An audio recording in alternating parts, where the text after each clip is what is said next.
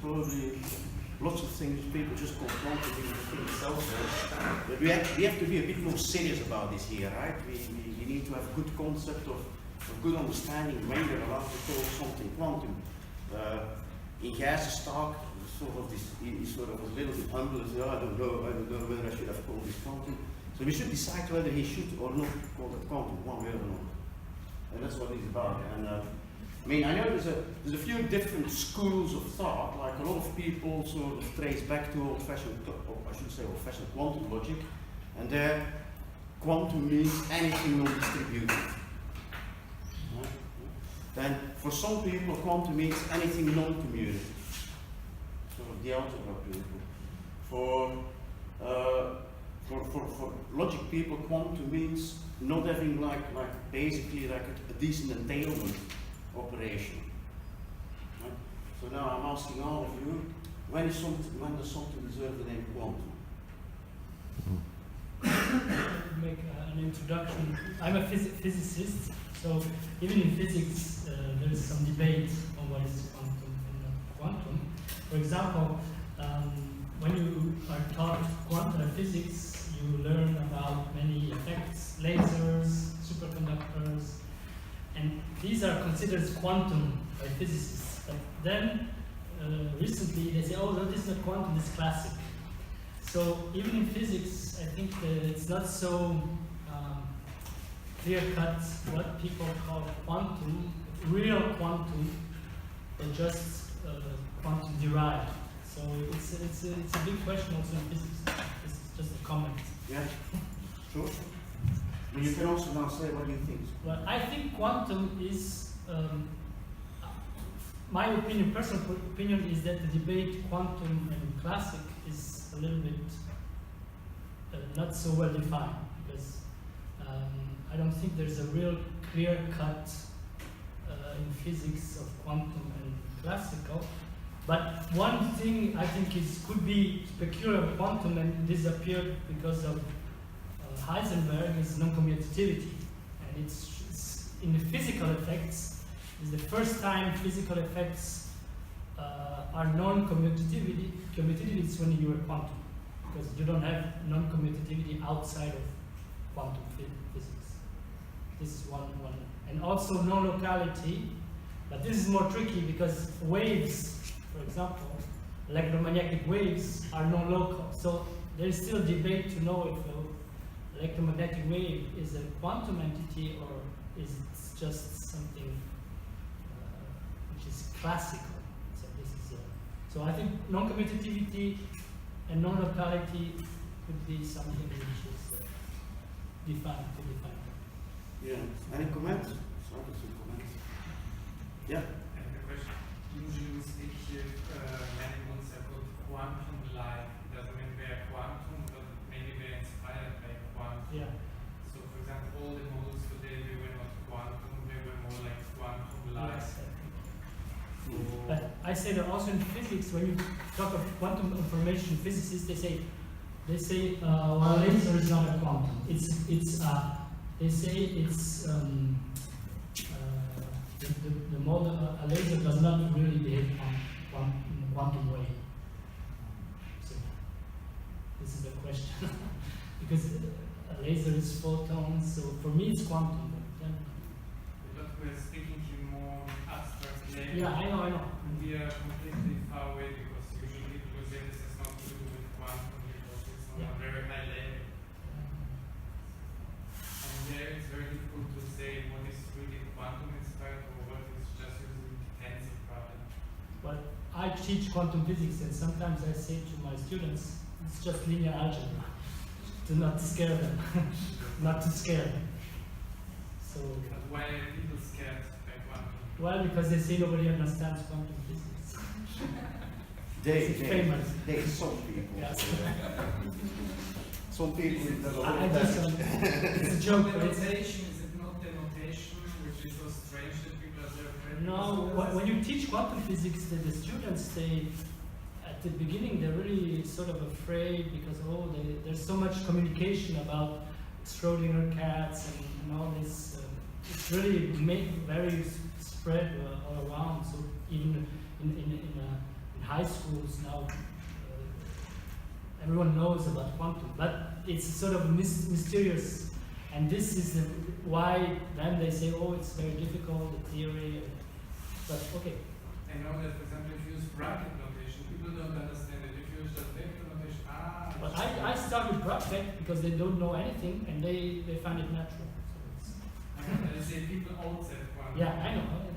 Because this is like, oh, bracket, oh my god.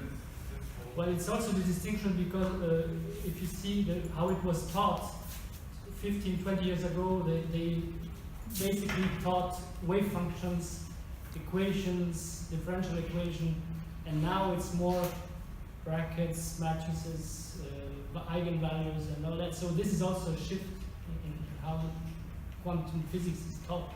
I teach quantum physics without mentioning linear algebra. Oh, you're the 3.0. Yeah, I just use that. Yeah, I just use that. Yeah. The entire course. Okay, so Yeah. I don't know, we started out maybe not to go into deep things. We started out with these so-called anomalies, behavioral anomalies. That is the classical model, the standard classical model were not able to explain those. And we were looking for models that were able to explain those features. And of course, you can have other models, and you can see, in fact, in behavioral economics, there are lots of behavioral theories that are trying to explain things, and you would say they explain in a sense. So it is not a simple question at all in economics to see where things should be called quantum. I see, one thing I can see that if a theory explains a fact, and simultaneously, and that's what we've been able to achieve, explain very different facts which are perceived as very different, like cognitive dissonance, framing effect, preference reversal, then we think this is touching upon something more fundamental in the functioning of quantum cognition, and if the quantum model performs well, maybe that's good enough. Yeah, so the question is, when could you call it quantum model? You say the quantum model. When does something deserve the name quantum model? Okay, so the kind of model we've been looking at are those focusing on the Bohr complementarity, that is the incompatibility, the non-commutativity, and things like that. Yes. That's really the point that has been most productive or very productive in, at least in economic social sciences. So, but that's sort of interesting because you say quantum is non-commutative, and obviously a lot of natural phenomena are non-commutative. So non-conductivity can't really be seen as something even geometry, because it's everywhere. geometry. You Okay. take vector products. Yes, it's not exactly. So, commutative. excuse me. This was something we were discussing for our first paper with Ernest. And indeed, it is when you expect them to be computing and they don't. Okay. And this is something which is a little bit shaky, of course, because you should expect them, but why do you expect them? I mean, this is a general expectation, and then actually they are not. And you don't have a good reason for that. Otherwise, just conditionality. I mean, everything you do changes things. But a measurement should not change your weight. If I measure your weight, maybe the measurement is not expected to change it.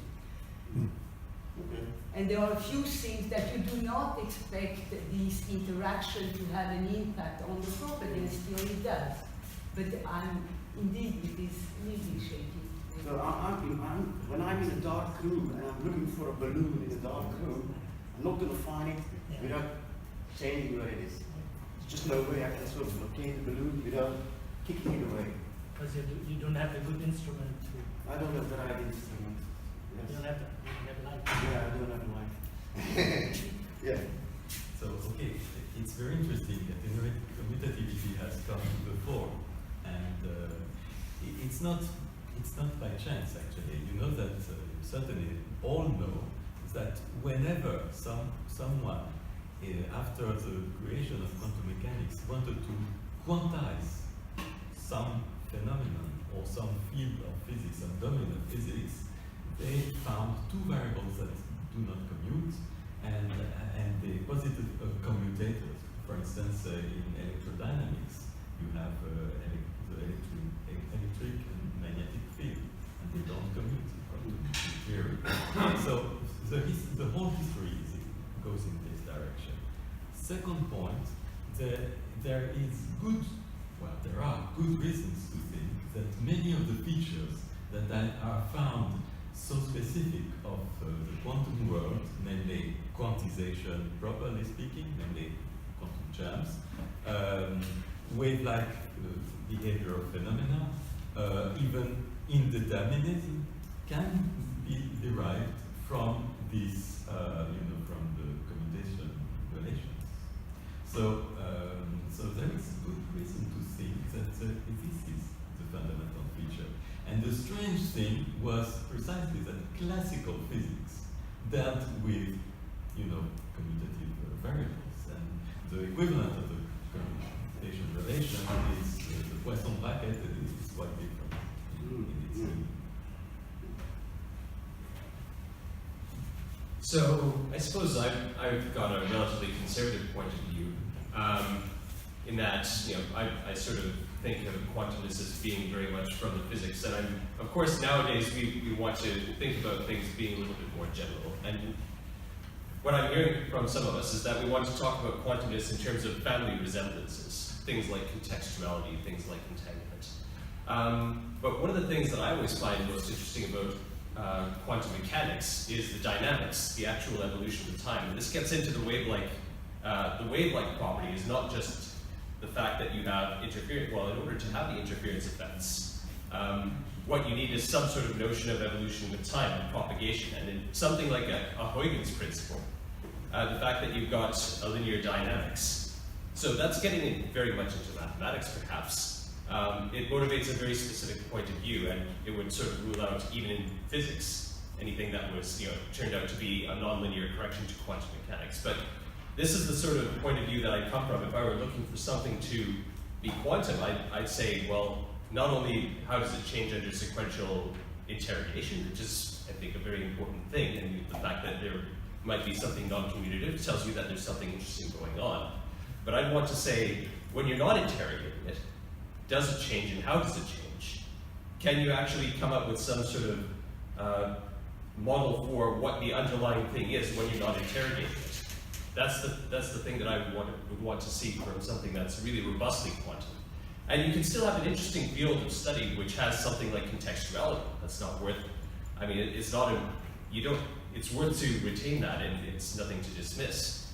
But when you want to have something that's quantum with a capital Q, I would tend to want to have a rather large amount of mathematical structure, however represented, whether represented by algebra or indeed diagrams.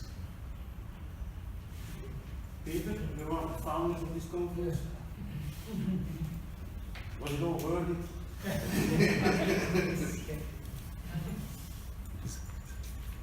think when you get down to it, this question thus far has really boiled down to two things, I think. One is superposition, and the other is contextuality. I think most of the work that's come out of this sort of community have been based on those. And what is their status? And I think an important role that these have played is to force us to challenge our assumptions about that we are building into our models. So, for example, in superposition, you can start to consider that a human subject might be in a superposed state with respect to a decision. Now, before that, when cognitive models, probabilistic cognitive models were being developed, this wasn't considered. So the subject was assumed to be always be in a definite state with respect to some decision, and the probabilities was to tell us, you know, what's the level of certainty about it. And this is a very, very different way of looking at it. So I think that the quantumness, in a sense, has allowed us to challenge some baked-in assumptions that have been there for a long, long time. And the other one I think that's possibly even more significant is contextuality. And I think this also has a role to play in terms of how we think about our models. And what contextuality may serve is it challenges reductionism. So a lot of what we do when we build our models is fundamentally a reductive process. So we look at some phenomena, we assume there are certain random variables that reduce aspects of that phenomena down to these variables, and then we assume there's some joint probability distribution. Now, this sort of reductionism has been very, very successful, but contextuality rules that out. And so I think that, in a sense, I think that the real important element of which may come out of this community is really this contextuality. That I think it was an accident that physicists discovered contextuality. I think it's a phenomenon I think that is happening at the macro level, but it's not really acknowledged or hasn't been discovered as a problem or an issue yet. Certainly in cognitive science, one of the biggest battles that we have is to challenge existing thinking around the way we construct models. And I think this reductionism is one that is very, very deeply implanted. And I think this quantumness will allow us to challenge those sort of baked-in assumptions in relation to reductions. Yes? Yes, maybe I will say different words that we said before. For me, the quantumness is first the irreversibility of a measure. It is the first point that characterizes quantum.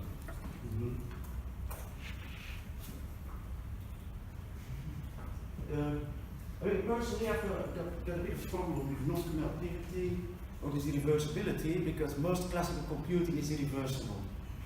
But it's a special field, reversible computing. It has a name. Speaking of computing, For example, measure is not computing.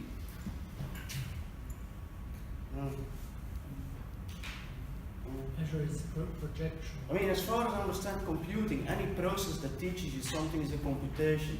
If I take a ball and I throw it, then I just compute the trajectory of the ball. That's called physical computing. That's called physical computing.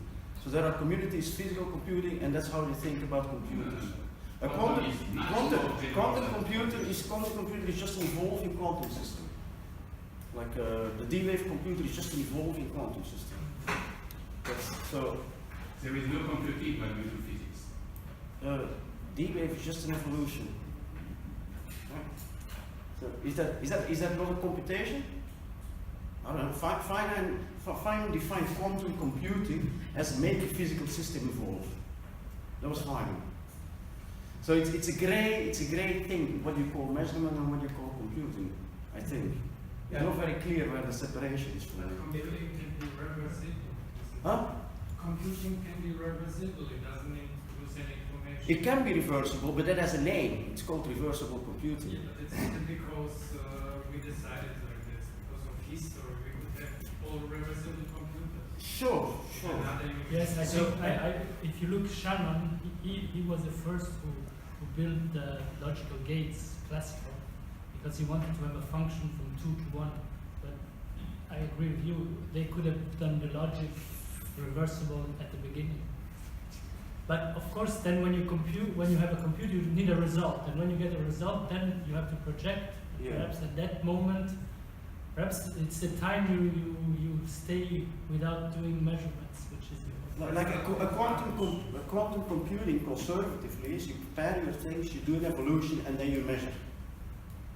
That's the final step of the computation, measurement. So it's very hard to separate computing from measurement in that way, if you're broad enough to accept quantum computing as a form of computing.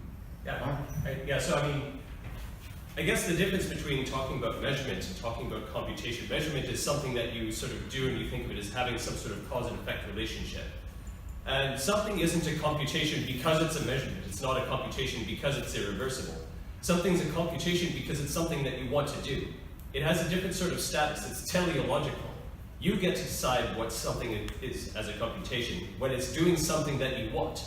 So not all measurements are computations, but there's no measurement that you can say is definitely not a computation. Whether something's a computation is basically a part of its role in some greater human activity. And just a little precision, don't you think that it's the same case for measurement?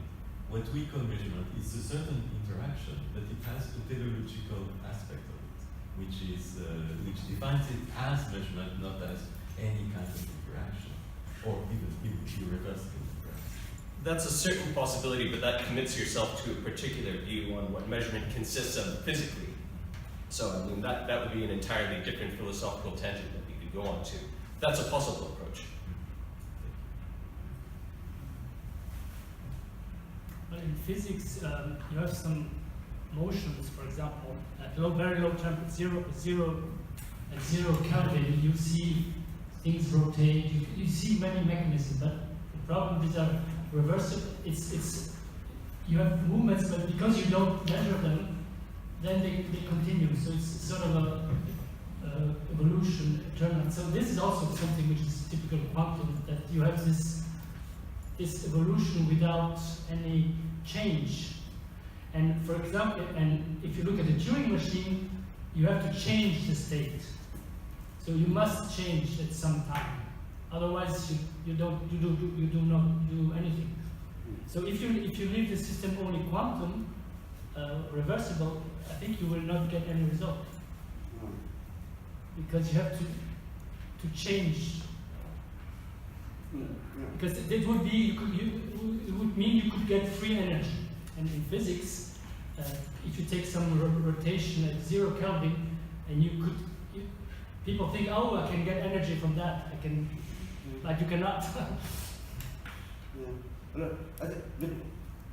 mean, it seems to me that we just had a lot of wrong paradigms in the older theories. The fact that you can observe without disturbing. Why would we ever think about it? Why did we ever start to think about it? Because it was wrong from the start. But then I say it's maybe not typically quantum. We know that we can't now we know that we can't delete information without changing the energy of the system. Yeah, change the energy of the system just if we delete something. Yeah. I wanted to say, maybe we're going too deep. For example, Ernstone says that quantum is just... It's a complexity class. It's not complexity, it's much easier, more trivial. Okay, you have the conventional approach, you have probability, N1 norm, Kolmogorov norm, and if you have quantum, you just change the norm by Euclidean norm, N2. That's it, nothing else. And out of this norm N2, you get all quantum physics, all everything. You just need to change the norm. So you say quantum is everything which uses N2 norm. Yeah, but the same Scott Adamson also makes statements that quantum is about how well you can compute. It's about the ability to realize computations in a certain complexity class. I mean, it sounds a bit weird to me. That's the sort of thing he said, right? Well, he doesn't say necessarily that it's bound to a particular complexity class. He's of course interested in, say, the complexity class BQP, which is what you can do with quantum computers in this same sort of generalized mathematical model with certain resources, like a certain amount of time, for example. I don't think that he necessarily pens it into a particular complexity class. So I mean, this is that's a viewpoint that I'm sympathetic towards. Basically, the mathematical framework of quantum mechanics. as something which is a good point at which you can say, well, something is quantum if you can reduce it to that. So if you can't quite reduce it to that, for example, if you can't exhibit me a sort of marginal of my psychological state describing how I would respond to some questionnaire, does that mean that it's not quite quantum, or do you need to have that much mathematical detail before it's quantum, I guess is the question that some of us might like some feedback on. Yeah. And you know, Because we're speaking about quantum light, not in really what is quantum physics. Because quantum physics is another big field, but maybe I understood that we are speaking what is quantum-like models, what are quantum psychological models which you could call quantum and which not. Because the other thing is an open field which, and I think this should be a little bit more easier. So for example, I think this idea of Scott Harrison to tell you're using a true norm is something wrong because you get interference and all these other things which are models. Well, depends on what you take the ultimate norm for. I guess if you take it over the complex numbers or your real numbers, you get interference. If you take it over something else, but not necessarily. You get interference without complex numbers. This is the funny thing. You get interference with real numbers, but actually when you have a true norm, then you can use complex numbers because you don't have any constraint. In L1 norm, you can use also complex numbers, but they disappear. You don't see them. you kind of need negative probabilities, and then you can get rid of all your complex numbers to have. But if you have negative probabilities, not amplitudes, if you have negative probabilities, you don't have any contextuality, so I would argue that your model is not Right. quantum anymore. Right, Wigner representation of quantum mechanics doesn't involve complex numbers, it's all real numbers. Yeah, and you It's have face-based picture. Yeah, and you have the negative functions that give you hidden particle models. Yeah. But in L1 norm, if you have negative value, it becomes always positive. Because you have absolute value. It disappears. No, I'm just saying that L2 might not be enough. I'm not saying that it doesn't, I'm just saying it might not be enough. Like this, the classical is L1 norm, with all numbers whatever you like, and the length of the vector is always 1, and quantum is L2 norm, and the length of the vector is as well 1. That's it. Yeah, that's So, more than asking when is a system quantum, often we are more interested in knowing when are remnants of some quantum phenomena existing even in a system which might be classical. And perhaps those are the cases where it's more tricky to say how much of this or what part of the behavior is quantum. So, for example, if you take a semiconductor, as such, it's a macroscopic classical object. But if you see its band spectra, that spectrum is not explainable by any classical physics. Why should it be a classical object? Well, I think a crystal, if you take a crystal, is of course it's the name classical. I really don't understand because it's a current proposition, a freeze current proposition of atom, and all wave functions are non-local. So it's really, and this is a very good example because, for example, people who do many-body physics, they think in what you call a reciprocal space, meaning you are in a dual space and you have intuition in dual space. It's something which is not at all real or classical. So this is so I use this example. Maybe the very, word very good example. classical was a misnomer. Let's just call this a macroscopic Yeah, system. macroscopic. Whatever. Just to do away with the notion that something quantum has to be microscopic.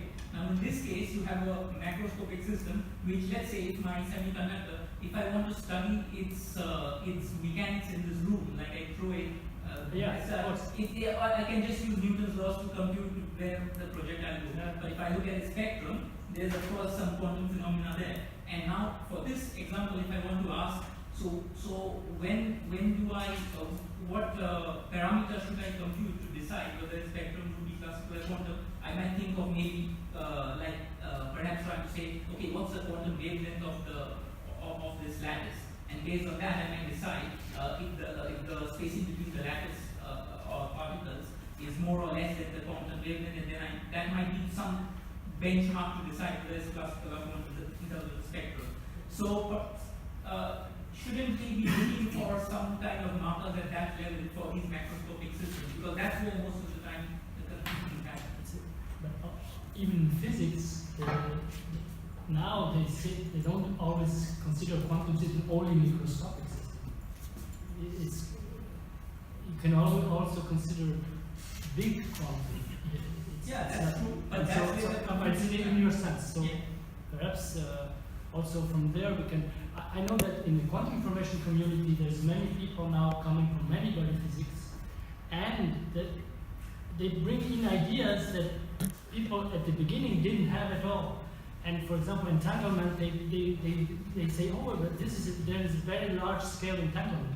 But when you look at it a little bit more from the upper level, this is things people already knew before. They didn't call it entanglement, but meaning that the quantum in semiconductor, for example, is really a thing which is pervasive and then you can do analogies, I think.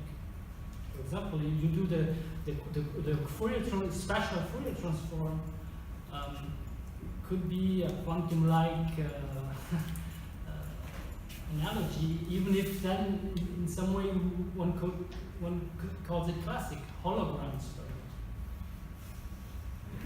I just want to take the discussion back to a point you made about mathematics. Sometimes it's useful to hear what outsiders have to say about this community. A couple of years ago, we had a keynote speaker, a well-known mathematician. I can't remember his name. They're well known to other people. My memory is so poor. But I remember when I sat down with him towards the end of the conference, I asked him what he thought. Because I was curious to hear his views about someone who didn't know anything about this community of quantum cognition or quantum interaction. And he said, he admitted to me before he arrived, he was very skeptical about this word quantum. Right? And then he said something like, he said, but what you're doing is you're using the quantum formalism. And so he wasn't saying that the phenomena that we're addressing are quantum. He said, you're employing the quantum formalism. And he said, that's okay. So that removed his skepticism. So that's some way addressing the comment you were saying before. And the other thing is, related to that, earlier this year in Australia, I was invited to take part in the symposium with quantum computing people and quantum physicists, and I was there to talk about quantum cognition.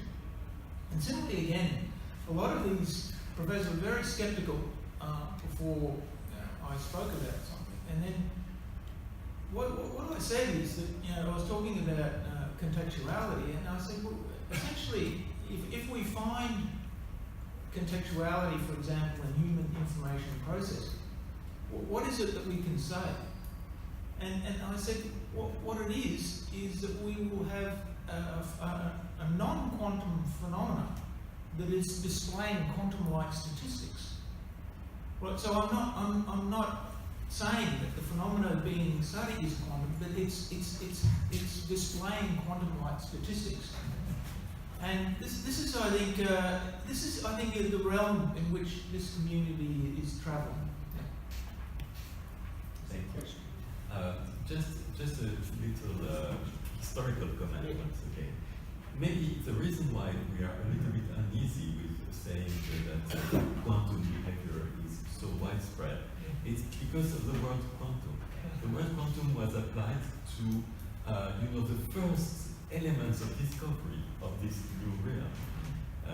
The fact that Planck discovered that he needed to have quantization in order to have the right spectrum of the black body and so on.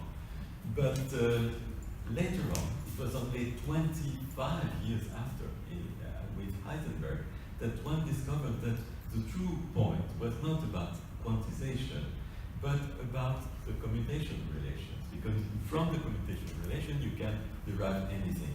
Second point, it was only even later that one understood that these commutation relations were connected with contextuality and incompatibility of context.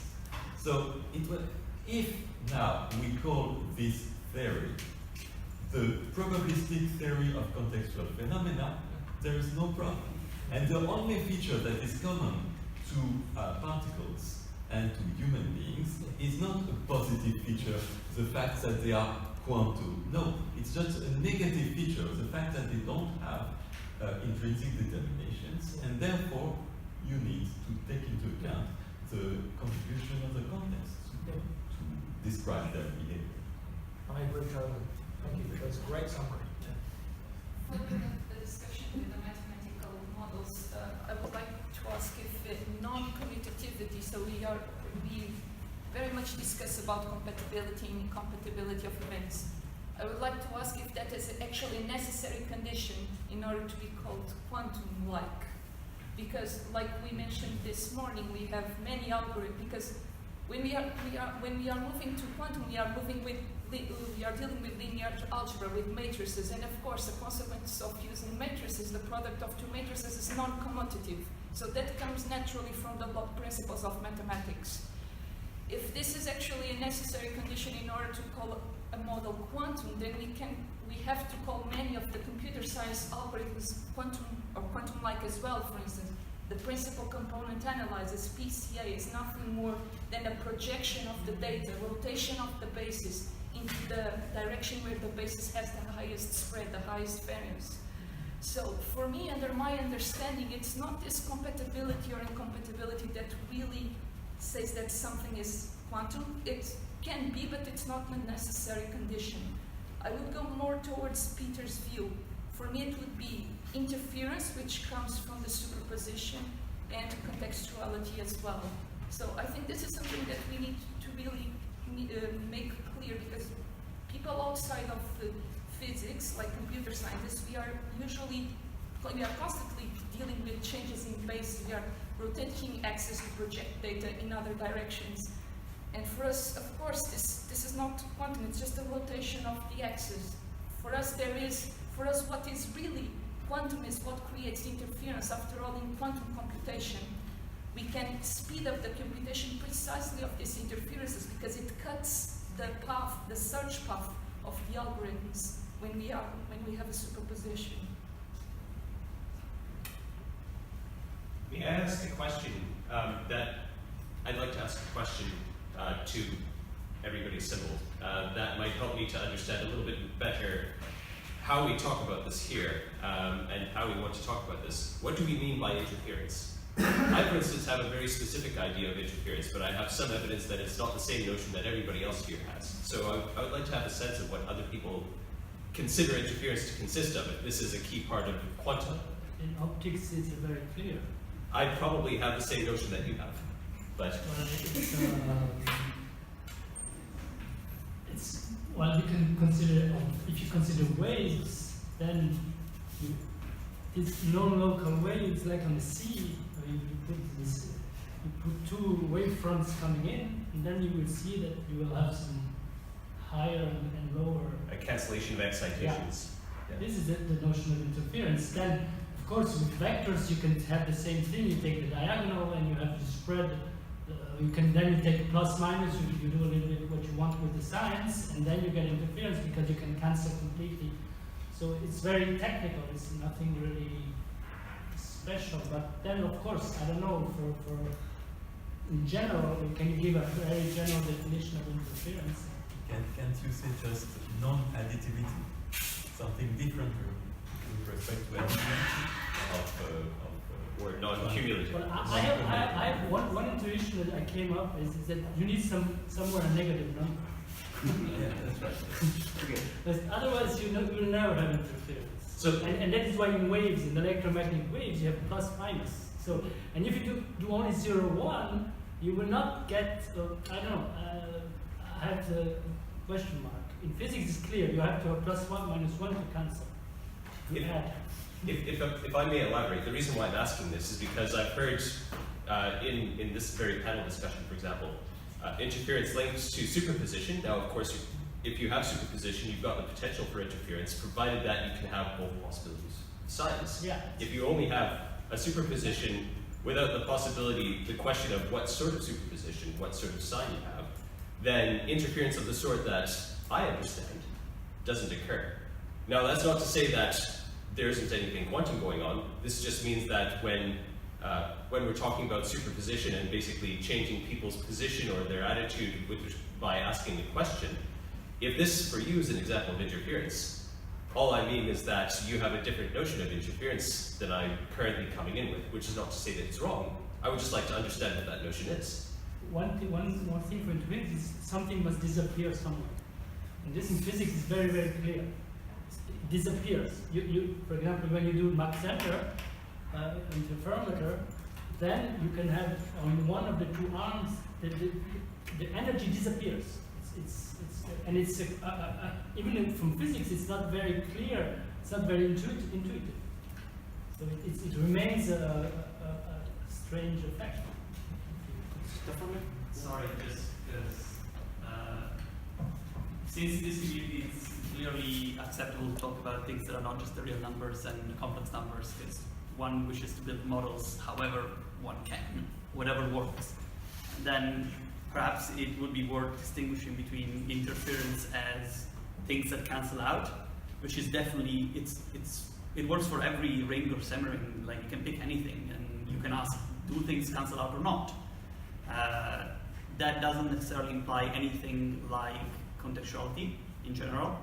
So that becomes a separate question altogether. Indirectly it does. No, not in all models. Yeah. For example, you can have models where you have interference, but you also have negative probabilities. So you actually don't have contextuality. So that does happen. I mean, when you go into exotic land and you leave the real numbers behind, then the two things are actually independent. And there's a third point, which is that even with interference and without contextuality, there's the question of whether you get some kind of computational speed up. That's also separate. What are negative probabilities? Negative probabilities. I don't understand. You use the reals with signs instead of the positive reals. Probability minus 0.5. Yeah, you get things like that. I think It's like federal models. It's a name people use it. The reason is you can keep the rest of your formulas more classical if you do that. Yeah. If you're prepared to accept something like a negative probability, all the rest looks a lot more classical. Yeah. It's a trade-off. It's a trade-off. If you build quantum-like models, if you have a quantum-like model where you replace your complex numbers with something else. Well, but you have amplitudes, this is different. Yeah, but no, wait. I know. You replace your amplitudes from complex value to value in some other semiring. Then there is a natural notion of what the corresponding probability semiring is by a Born-like rule or your L2 norm. And that's not necessarily real numbers. It can be a lot of other things. It's usually semiring, but not necessarily reals. And there's a very natural sense in which you can reproduce what measurement means. And you can do toy models, and you can study them, and you can ask, is there interference? Is there contextuality? Does interference give you speed up? Does speed up require contextuality, and so on? But since we work in a field where complex numbers are not necessary, because you want to build models that may have like nilpotents or semirings with some interesting features, then you might want to consider that.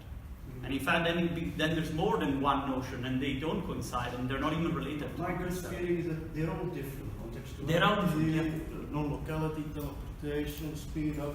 You can find a model in which one is true and the other is not. I'm sure. I mean, it's not going to be easy, but No, they exist. so you build some. You build some. Yeah. Yeah, we have non-contextual models which have hidden subgroup problem speed ups. Yeah. But I don't have the equal number of axes, right? The negative probabilities are not the same as equal number of defined. Oh, but this is independent of negative probabilities. This What is it's not, saying. they don't have anything to do with probabilities in that sense. They are the semiring which quantifies uncertainty in that particular model. There is a very compositional notion. It's toy theories. It's toy theories. But people study them for good reasons. And what you can learn, for example, from these toy theories are things like that all these concepts are actually independent, because in some theory one holds and the other one not, and the other theory is the other way around. It's like a logic when you go to multi-value, so you can really do many things.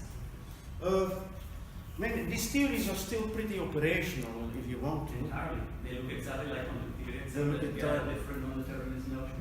Mm. And whatever comes, comes. But the way to go there, the only reason you can do that is really not to start with Hilbert space formulation of quantum mechanics, because then you're very stuck.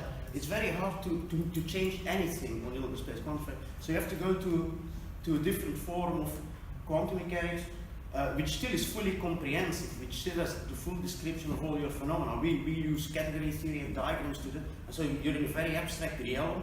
You can change your category, you can change everything, and you get completely equivalent theories. You can say, okay, we have teleportation in ordinary quantum mechanics, and you got exact the same phenomenon there. Can you do it here? You got contextuality, can you do it here? You got no, so you can just then play its different categories, in these different categories, and see how the world would like in that category. And, I mean, it represents stuff you do in a laboratory, to be honest, more than normal quantum mechanics is, because I don't know what a quantum observable is. This sort of adjoint stuff, I don't know what this is. You can't do this in a laboratory, you can't do this thing. It's not an operational thing, it's a mathematical construct. So that is actually much less operational. And once you accept that, then non-commutativity doesn't mean anything anymore. Perhaps Because it means non-commuting of Example nonsense things. of logic, if you take three-valued logic, you don't have no more the principle of the third. So you change everything, even your basics. So of course. Logic is wrong, isn't it? How is it wrong? Well, in databases there were many examples. People introduced trivial Yeah, I know. break and Yeah, I know. you know, But it's the same thing. You relax, but then you. yeah, then You're you right. notice that it's wrong. It's the same like certainty tasks in AI. Great, wonderful, and later we do not always so wrong.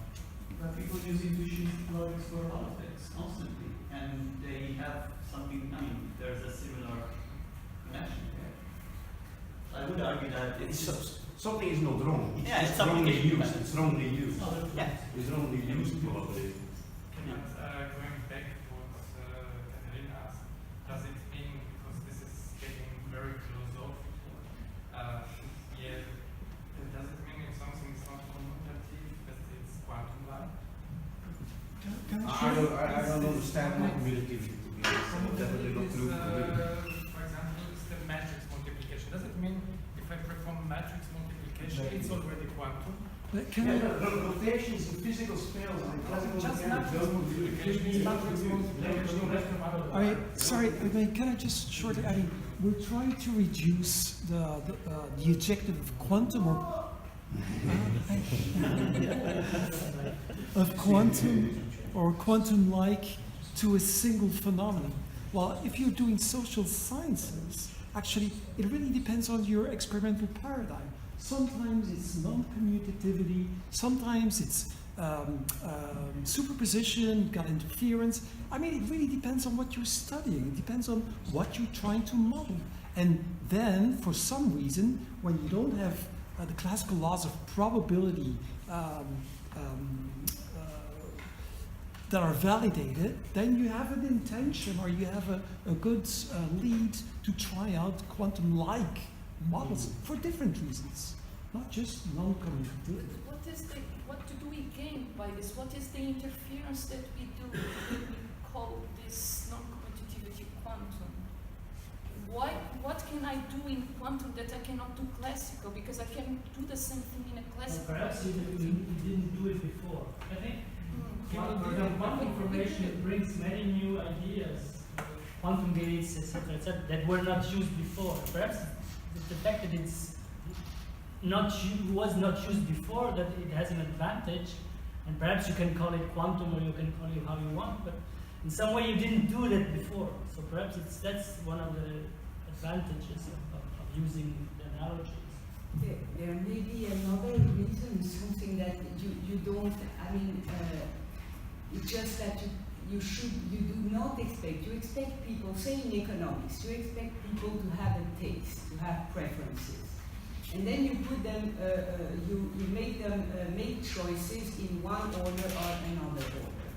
And then you discover that the outcomes are not the same. So what is the person's preference? So you're coming into a question. You have to define. So it doesn't seem correct to say that this person is endowed with preferences. So these preferences are contextual, or they are not classical. So this is something we gain. We create, as you say, questions. And questions which are extremely interesting to try to go further with, which is because all our world is based on this idea that we have identities. And we are, I mean, this is the obsession of our time. Who am I? Maybe I'm just nothing. I mean, I'm something changing. And if we can ask that question and deal with that in a constructive way, I think this is extremely interesting. This is something quantum model gives us. Maybe just to comment the very nice intervention of Ariane. There is a French philosopher called Jean-Paul Sartre who said, since I am nobody, I have to be my situation. And it's exactly that. I have to be what my situation reveals. Alexis, you want to say something? Yeah, I was going to ask you, maybe make a comment, or maybe it's going to be controversial, this debate being more an academic question than a physical question, in the sense that the question of what do we apply the word quantum to, or it feels like apart from the physics case, most of the other cases are not so much about is it a physical thing that we call quantum, more than the method being used in all of those different cases being the same. And in that sense, quantum would almost be a synonym of interdisciplinary, in the sense that quantum is that's something which makes everyone in this room be here talking about the same method. Something existing out there in reality. Well, I think the problem is for people outside this room, and then you tell them, well, this is a quantum-like model, and then you explain, and then they look at you and say, you are charlatan, this is just this and this. And then you have to say, well, there are some other models which are different, and the problem is really to say why is it called at all quantum-like or not. The problem is we can call it whatever we like, but I think the problem is for the outside community, for example, computer scientists. It's a delicate balance between flashy and being a crackpot.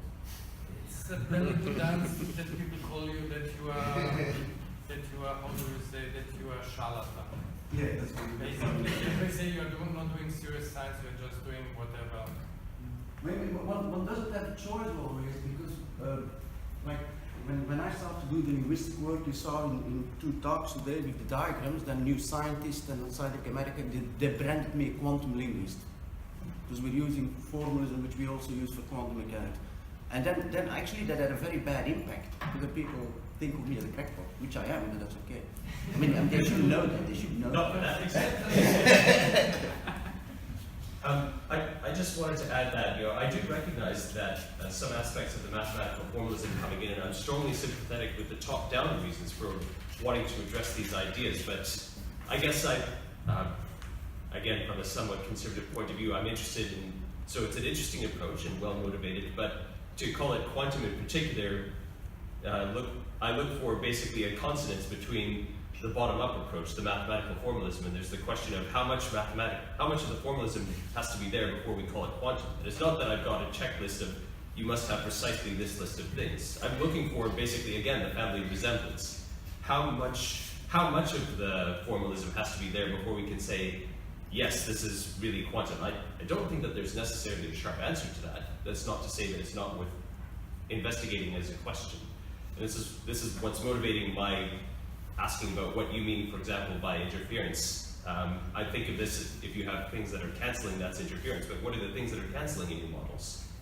Do you have a negative, something that's standing in for a negative amplitude for, say, liking asparagus, but that might manifest itself as actually a preference for asparagus as opposed to a dislike of asparagus, because that's exactly what you have with quantum mechanics and the wave formalism, where you have a negative amplitude for an electron being in a position, but that represents it being likely to be in that position, not unlikely.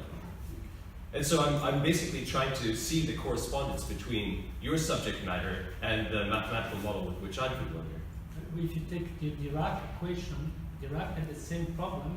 He found negative masses. Nobody believed him. But then it became 10, 15 years after, it became mainstream physics, antiparticles and all that. And at the beginning it was completely, nobody wanted that kind of, because here the problem of some matrices where when you diagonalize, you got m and minus m. And he did it really, so in some ways perhaps things can evolve also, and then I think there's an evolution also in the quantum. The name quantum is quite generic, but it can be very interesting to follow this kind of evolutions also. I think it's an important Cognition and whatever. I think it's an important point in what Neil said. What is the quantum formalism? How much do you need? And a lot of paradigms people use, like non-commutativity, non-distributivity. So non-commutativity is of an algebra. It's an algebra. Non-distributivity is of lattice. Suppose the aliens come down here, they haven't discovered quantum mechanics yet, and we're going to say, okay, here is an algebra. That's quantum mechanics. No, it's not. They don't know what to do with that. If here is a lattice, it's quantum mechanics. Huh? They don't know what to do with that because it's not quantum mechanics as a whole. It's just a tiny fragment, it's sort of slice of the structure and nothing more. And that's where all this paradigm, another one is not being a simplex, convex structure. That's Ludwig's school. Another paradigm. None of them tell you what quantum mechanics is. They're only a tiny slice of the structure. So what is actually the full-blown quantum mechanic formalism? Is it the whole Hilbert space thing? Well, then nothing else is quantum besides quantum in the end. So, anyway, just want to say that. Two last comments, because we're already ranting for an hour. We did good job. We did a good job. Just to add to your point, so we calculate using the Bond rule, we calculate the probabilities in quantum theory, and that gives rise to the interference term. So just as you said, even if you look at it separately, it's just another way of calculating probability.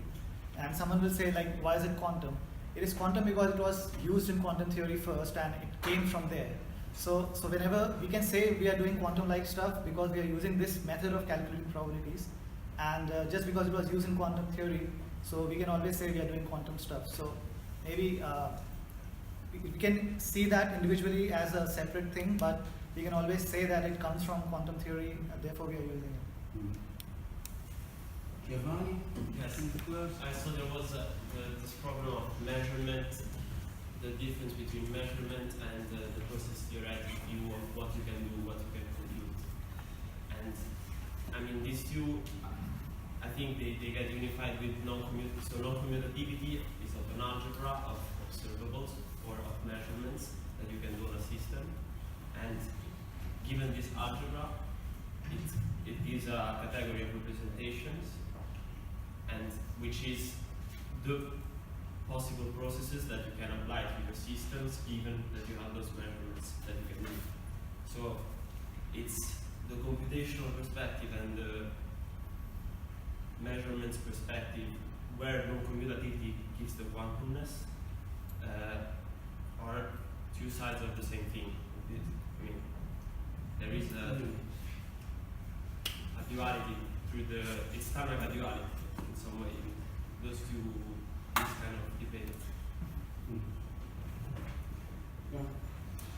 To these areas of research about the choice, the theory of choice, the sociology and economics and so on, may change our appreciation of what is the quantum theory.